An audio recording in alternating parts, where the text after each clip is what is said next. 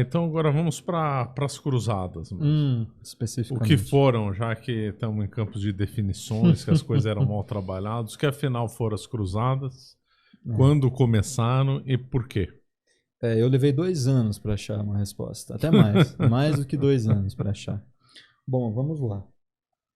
O Cruzada é uma guerra santa. É uma guerra santa na sua maturidade. Começamos assim. E agora tem que definir guerra santa. Guerra santa é uma guerra pelos direitos de Deus. É isso, né? Esse conceito geralmente é aplicado para definir expedições militares e religiosas em direção à Terra Santa. Ou para algum lugar, né, que tivesse alguma relação com a Terra Santa. Por exemplo, na Quinta Cruzada, eles desembarcam no Egito, em razão da Terra Santa, em razão de Jerusalém. Não é? Na Sétima Cruzada, Cruzada de São Luís, vai acontecer a mesma coisa. Na Oitava Cruzada vai acontecer a mesma coisa, né? E com isso eu já também adianto, né? Foram 8 cruzadas oficiais, que a historiografia considera, né? 8 cruzadas, começando em 1095, ali com o discurso do beato, né, Urbano II, porque ele foi beato. Papa Urbano II era um homem santíssimo, foi beato, né? A cruzada mesmo, a primeira, começou em 1096, mas eu vou colocar 1095 porque os espíritos começam a ser animados ali. E geralmente vai até 1291. Vamos colocar mais ou menos 200 anos. Isso é muito tempo. Muito tempo. São 10 gerações, considerando 20 anos cada geração, né? E... Bom, eu vou fazer uma divisão. As cruzadas do ponto de vista espiritual e as cruzadas do ponto de vista militar e religioso, certo? O que mais interessa para nós é a cruzada do ponto de vista espiritual. A outra cruzada, ela é, digamos assim, ela é um acidente da história. Ela é mais um acidente da história. Eu vou explicar isso com calma. O católico, independentemente das circunstâncias, ele deve ter o espírito de cruzada, no sentido espiritual. No sentido espiritual, cruzada significa o combate às doutrinas erradas. É isso. É o combate às doutrinas erradas. Ou seja, só aí já caiu o ecumenismo, já caiu o igualitarismo, já caiu o relativismo. Tudo de que o homem moderno gosta, né? Ele tem apreço por essas questões. Então, daí a antítese, né, entre ambos, certo? Então, todo católico deve ter esse espírito de cruzada. É que, atualmente, ele tem ficado um pouco mais escondido dentro da própria igreja, né? Sobretudo dos anos 60 para cá, depois do Concílio Vaticano II, né? Tem ficado escondido, né? Parece que muitas pessoas perderam ou não ganharam essa noção de que devem combater pelas doutrinas corretas, né? Combater no sentido oral, no sentido de discutir em casa, Sim, de né? De argumentação, de argumentação, né? combater o erro na base da palavra, da argumentação, do Exato, estudo, etc. Então. exato. Isso é caridade. Existe até há uns anos circulava, não sei se circula ainda, mas circulava aquela acusação de Zé Cruzadinha, né? Para quem combatia, ia para a internet e gravar vídeos defendendo o catolicismo. Mas isso vinha dos próprios católicos, né? Mas esse é o espírito católico. O que é que move isso? É a caridade. É a caridade. Se eu conheço uma verdade, certo? E o senhor não conhece essa verdade, e isso é importante para o senhor, eu vou falar, eu vou te dar essa Isso é informação. caridade, Isso é exatamente. caridade, não é por orgulho. Não é para demonstrar que eu sei mais do que a outra pessoa. Veja, São Tomás de Aquino debatia com muitas pessoas, né? Concílio de Trento. Foi um debate que foi feito ali, o Catecismo de Trento, né? O meu confessor até pediu para que eu lesse o Catecismo de Trento, né? É um combate ali que estava sendo feito com os protestantes, por exemplo. Então a Igreja Católica sempre fez isso. Né? No próprio livro Confissões, Santo Agostinho estava combatendo os maniqueus, por exemplo. Né? Era um combate. Mas ele o fazia por caridade, não por orgulho. Então, do ponto de vista espiritual, né, em que nós somos conduzidos para a verdade, a cruzada, esse espírito cruzado deve existir sempre. Né?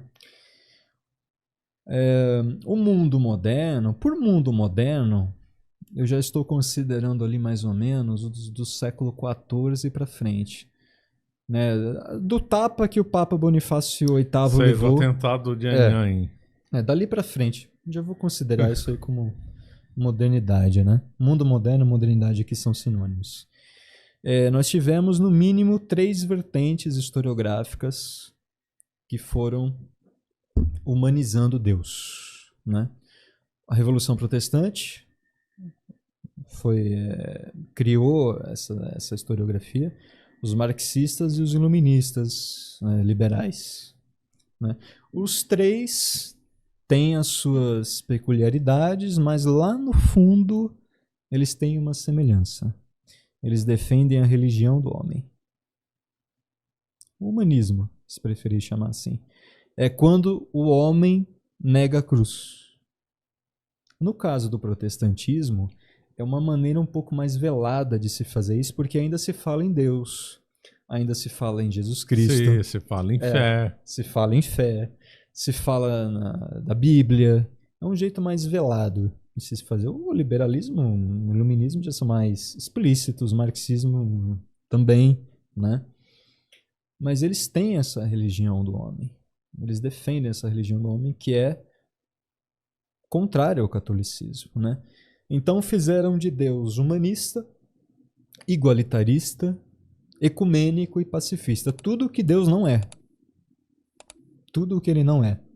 Não é humanista, não é pacifista, como nós vamos ver, não é ecumênico, não é igualitarista.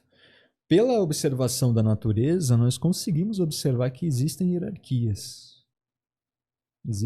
Em tudo existem hierarquias, né? Mesmo na condenação e mesmo na salvação. Mas o homem moderno deturpou isso.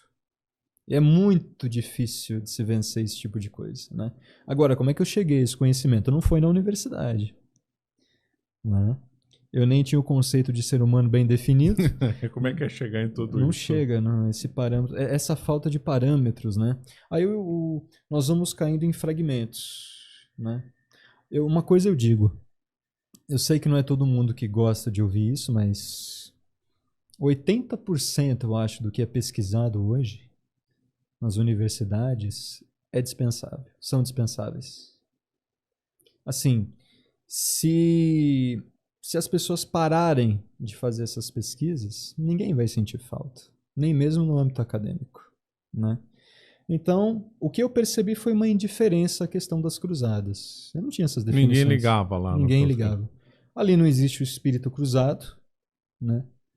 No sentido de carregar a cruz, defender a verdade. Então, cada professor sabe-se lá o porquê vai selecionando seus próprios rumos e não tem uma integração ali, né? Eu fui descobrir aos poucos, ao longo dos anos, esses conceitos, né? E a melhor coisa a ser feita para quem quer conhecer o tema é ir para as fontes. Quais são os melhores frontes das cruzadas? As fontes primárias, né? Claro. Por exemplo, assim, nós temos fontes escritas e arqueológicas. A arqueologia contribui muito. Eu não fui para essa área, não deu tempo de ir. Então eu fiquei mais nas fontes escritas e latinas, né? Geralmente bulas papais, a quantum predecessores, por exemplo, de Eugênio III, a Quia Maior da Quinta Cruzada, a Audita Tremendi de Gregório VIII na Terceira Cruzada, Ou era Clemente III? É porque o Papa Gregório VIII ele conclamou a cruzada, mas ele faleceu logo em seguida. Acho que foi o Papa Clemente III. Então são as bulas papais, as cartas que os papas escreviam, porque eles faziam as conclamações, mas as informações também circulavam de outras formas, porque eles viajavam para fazer as pregações, né? Não era como hoje a Não era, comunicação, cara, fica totalmente não fácil, era. né? Eles escreviam, os papas escreviam muito para os nobres, né? Porque é de onde viria o principal apoio. Os cronistas, por exemplo, na primeira cruzada, Guiberto de Nogent é um deles, Fulquério de Chartres, Roberto Monge, Guilherme de Tiro, que ficou muito famoso porque ele escreveu na altura da Terceira Cruzada. Né? Guilherme de Tiro, inclusive, foi tutor do rei Balduíno IV, o Grande leproso. figura, o Grande Balduíno figura. IV. Grande foi tutor dele. Salvo engano, existe uma história que diz até que o Guilherme de Tiro foi quem descobriu a lepra. Não tenho certeza disso, mas há uma história que circula nesse sentido. Então, existem as fontes bizantinas, por exemplo, a Alexíada, de Ana Comnena, filho do Basileu, Aleixo Comneno, da Primeira Cruzada. Existem as fontes árabes, que são muito interessantes. Então, essa deve ser bem interessante, as fontes árabes, né? Alguma em especial você chegou a se debruçar, estudar? Não cheguei, professor, infelizmente não cheguei. Não foi por falta de vontade, mas é porque as fontes latinas já davam... Que é sempre bom ver o que o inimigo pensava, né? Mas vou dizer uma coisa, os árabes eram mais justos do que protestantes, marxistas e liberais. Isso, pelo que eu vi, eles tinham mais respeito, até. Uma coisa que me chamou muito a atenção. Né? Por natureza, os árabes muçulmanos, né, no caso, negam a cruz. Negam a cruz. Mas eles tinham muito respeito. Não só os cronistas, mas os guerreiros também. Por exemplo, Saladino. Saladino, em relação ao Balduíno IV, Balduíno né? IV, a Ricardo Coração de Leão também, que ele conheceu dois grandes guerreiros, né? Balduíno IV, Ricardo Coração de Leão. Então, assim... Dessas cruzadas, qual que foi a sua figura preferida? Godofredo de Bulhões. Godofredo de Bulhões é difícil bater, né? É difícil bater Godofredo de Bulhões. Mas ele rivaliza com o Papa Urbano II. Que o Papa Urbano II deu causa a tudo, ele né? deu causa a tudo. Não existe cruzada sem Papa. Sem a ordem do Papa, não existe uma cruzada. O que pode acontecer é um nobre, né, propor uma cruzada. Ele vai até o Papa, faz a proposta, né, e o Papa pode aceitar ou não. Ou não. Mas a última palavra fica do Papa. Era do Papa. E por quê? Por causa dos dois gládios. É o poder temporal e o ordenado, poder espiritual, claro. Pelo poder espiritual. Só que é o seguinte, nós temos um processo muito extenso de sacralização da guerra. Isso é que causa muitas dúvidas para o homem moderno, né? Existe um processo de sacralização das guerras. Santo Agostinho falava da guerra justa. Então existe o governante do poder temporal que por alguma razão pode convocar uma guerra sem razões espirituais envolvidas. Por exemplo, a defesa do próprio território. Uma guerra justa. Um estado hostil invade, sem razão nenhuma, você vai lá e se defende. Exato. Eu acho que ninguém discordaria disso. Mesmo numa conversa séria, nem mesmo um pacifista discordaria disso. É muito difícil. Porque é tão... não é natural. Não é natural. Não é natural fazer isso. Se bem que nós já estamos no pós-modernismo, até o conceito de natureza já tá pervertido. É relativizado. Mas quando você começa a conversar seriamente com uma pessoa, é difícil demais negar isso. Porque vai contra a verdade, vai contra a natureza. O ser humano não consegue mentir o tempo todo. Para si. Não dá para fazer, né? O próprio conceito de igualitarismo não dá para fazer dessa forma, né? Nessa primeira lista, primeiro escalão, o Papa Urbano II, Godofredo de Bulhões, eu vou explicar as razões por causa disso. E Balduíno IV. Agora, é fácil também perceber aqueles de quem nós não podemos, assim, esperar muita coisa. Frederico II, por exemplo, que foi a Sexta Cruzada. Até um termo impróprio aplicar isso, né? Era um nível alto da picaretagem ali. Ele fez tudo para ele, né? Eu vou contar essa história aqui, professor. A propósito, isso aqui foi uma das primeiras coisas que eu aprendi na faculdade. Tem a ver com isso aqui. História mestra da vida. Tá. História magistra vitae. Foi uma das primeiras coisas que eu aprendi lá. Não que o professor levasse isso a sério, mas é um termo, salvo engano, cunhado por Cícero. De Cícero. Né? E isso eu registrei, nunca mais perdi. Isso é uma coisa que eu trouxe do primeiro ano da faculdade. E estudando as cruzadas e os personagens, a história de fato ensina as pessoas, mas para quem busca a verdade. Quem não busca a verdade não aprende com a história. Né? Pode até resolver alguma situação circunstancial, como eu falei, mas não aprende no sentido de alcançar o seu fim. Que é Deus mesmo, que é o fim da história. Né? Vou contar essa história um pouco aleatoriamente, Frederico II, né?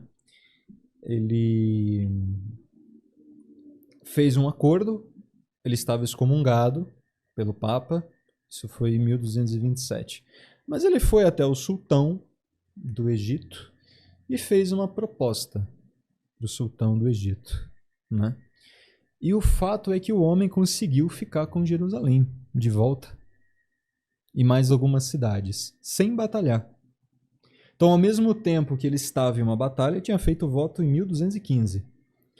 Ele não foi à Quinta Cruzada, ou seja, quebrou o voto, isso é uma coisa gravíssima em uma cruzada.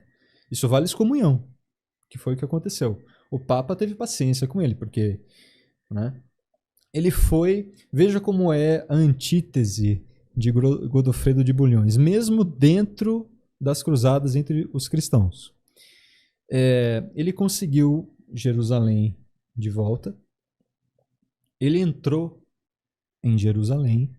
Ele foi até a Basílica do Santo Sepulcro, sozinho. Pegou a coroa de ouro do altar e fez a própria coroação. Que vergonha, né? Para a história do catolicismo, fez a própria coroação, sem nenhuma cerimônia litúrgica.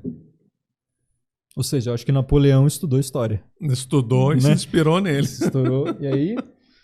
E aí essa assim... Mas é o que nós falamos, né? Onde há seres humanos, há pecados humanos. Né? Há pecados humanos. Ao contrário do Godofredo. Bem ao contrário. Ele partiu como penitente. Já que eu falei em penitente, tem a ver com essa primeira parte, né? É uma expedição religiosa e militar. Essas coisas não estão desassociadas. Exatamente. Né? É a mesma lógica. Exatamente. Estão ali. Isso era uma coisa complexa, mesmo para eles ali. Mesmo porque a gente tem que ver que o Islã havia invadido a Europa, né? Isso Sim. é fundamental. É sobre isso que eu devo falar daqui a pouco. Por que é que surgiram as cruzadas? São 3 fatores principais, como eu vou comentar, né? Eles se enxergavam como, em geral, como peregrinos, guerreiros. Eles sabiam que estavam indo para um combate, mas ao mesmo tempo estavam peregrinando, penitencialmente. Todos partiam como penitentes? Não posso garantir que todos partiam de modo a fazer uma penitência, né? É o que o Jean Fleury, depois eu vou apresentar esse livro aqui para o pessoal, né? Mas eram milhares e milhares de pessoas que partiam para a Terra Santa, né? E aí eu devo explicar. As cruzadas, elas são essas expedições militares e religiosas que nasceram no contexto da expansão muçulmana. Ela precisaria nascer nesse contexto? Veja, eu não estou falando da cruzada no sentido espiritual, mas no sentido militar religioso agora. Já. Né? Isso não precisa existir. Essa cruzada não precisa existir como precisa existir a outra. Mas pela força das circunstâncias, Os católicos foram obrigados a isso. Foram obrigados a isso. Isso já começa a desmentir muitas coisas, né? Foram levados a isso.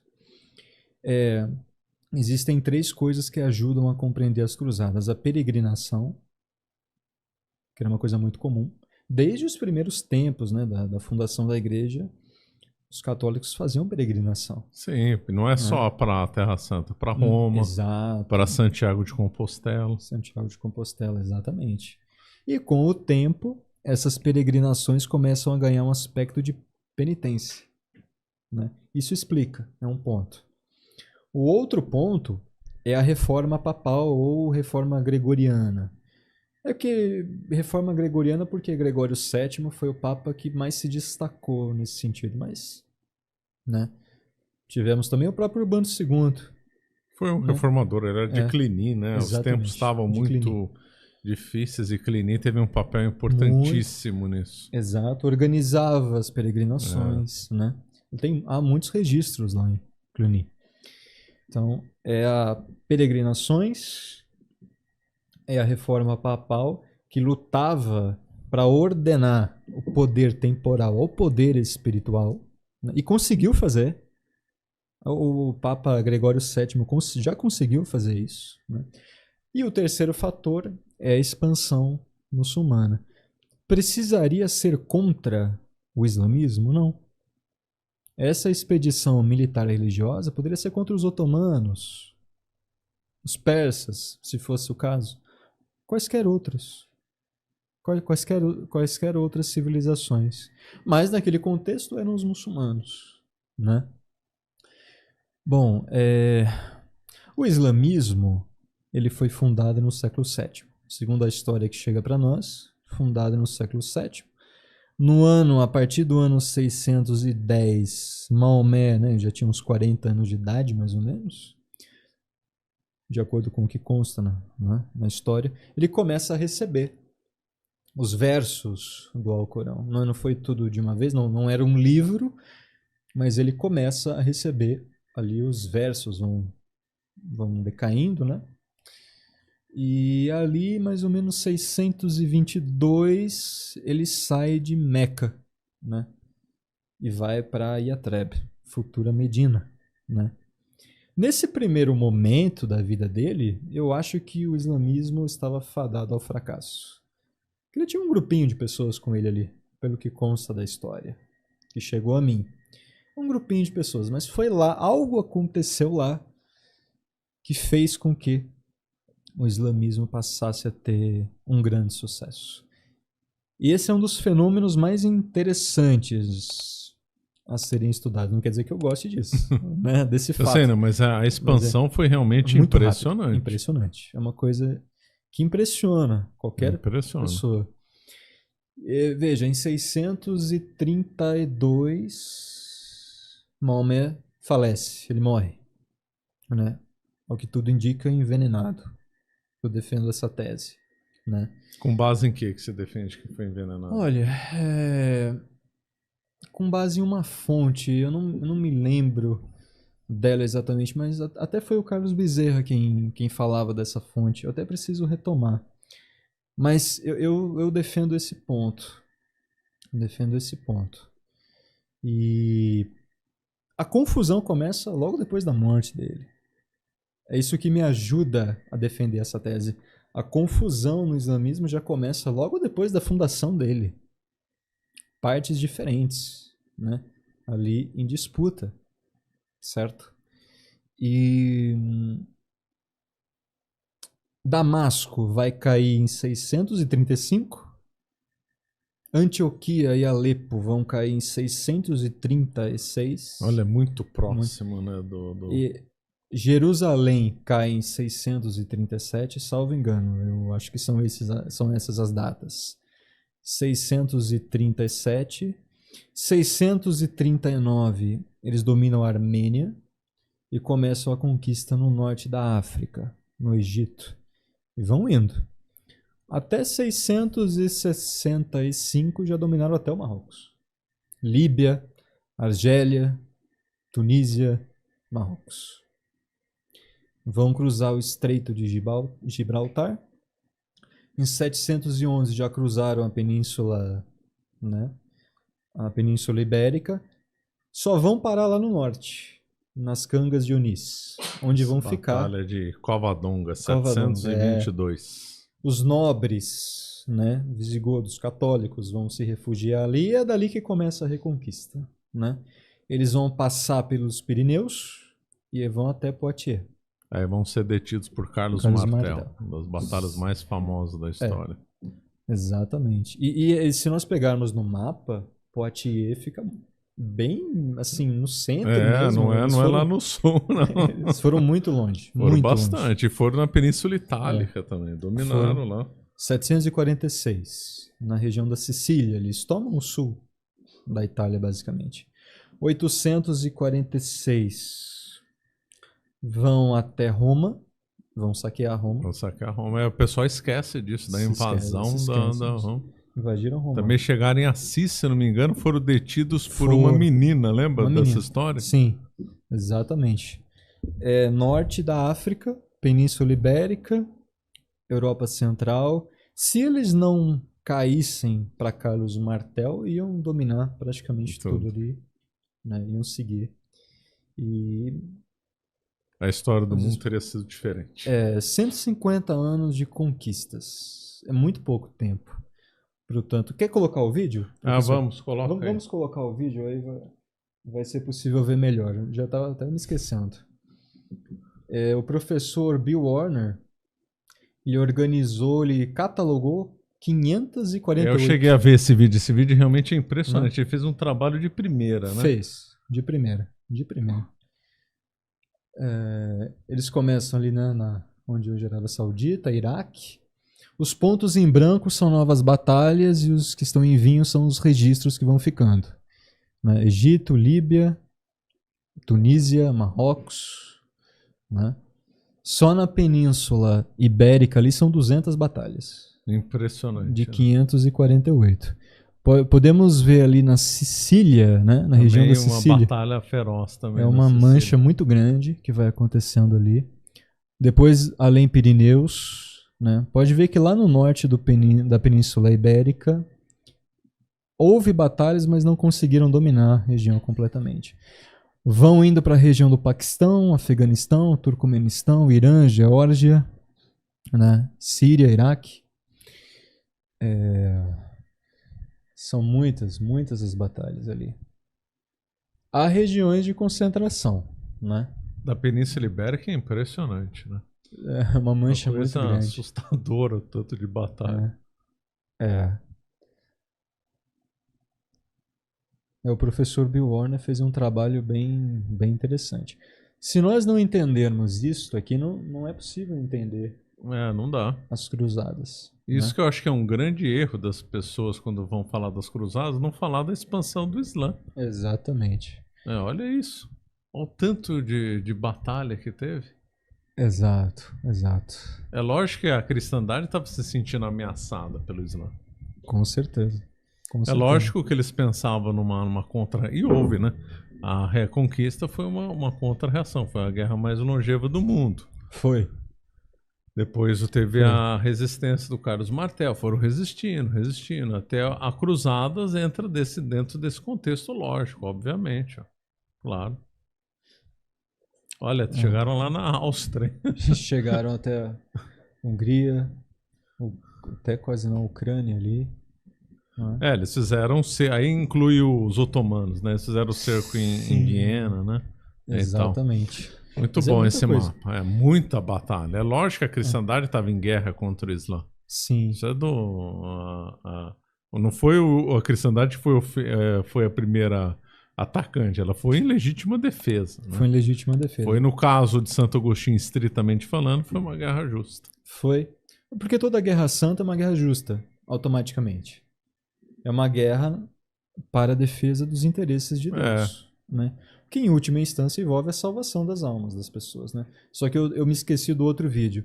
Na outra parte havia as batalhas dos cruzados, que eram meia dúzia, aparece no mapa ali. Então é muito desproporcional. É muito desproporcional muito com o resto. Você acaba de assistir um corte do Caravelas Podcast. Na tela está aparecendo o episódio completo e outro corte. Muito obrigado pela atenção.